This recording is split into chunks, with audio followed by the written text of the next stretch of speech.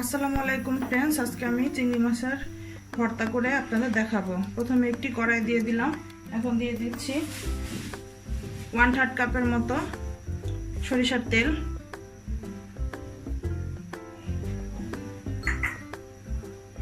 দিয়ে দিচ্ছি 2টা মাঝারি সাইজের পেঁয়াজ আর একটা রসুন।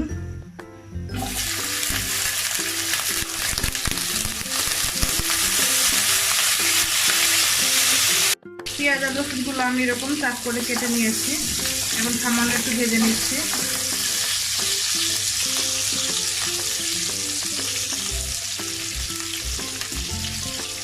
আমার পেঁয়াজ আর রসুন ভাজা হয়ে গেছে, তো এই পর্যায়ে আমি এগুলো নামিয়ে ফেলছি একটা প্লেটে।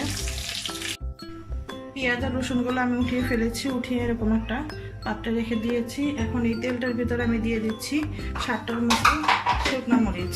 শুকনো মরিচগুলো আমি ভালো করে একটু ভেজে নিব, চুলার আঁচটা কমিয়ে দিয়ে।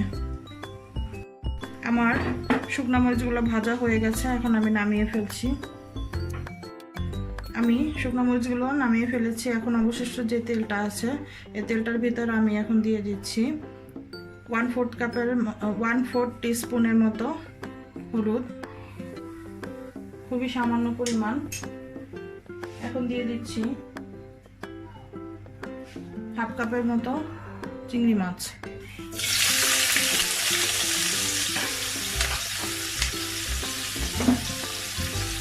নেড়ে দিচ্ছি।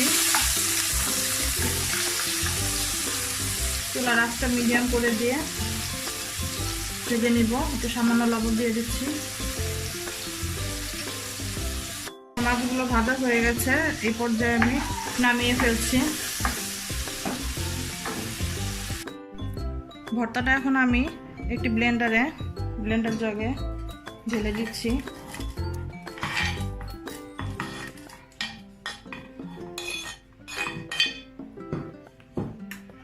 এখন দিয়ে দিচ্ছি সামান্য একটু লবণ স্বাদ অনুযায়ী।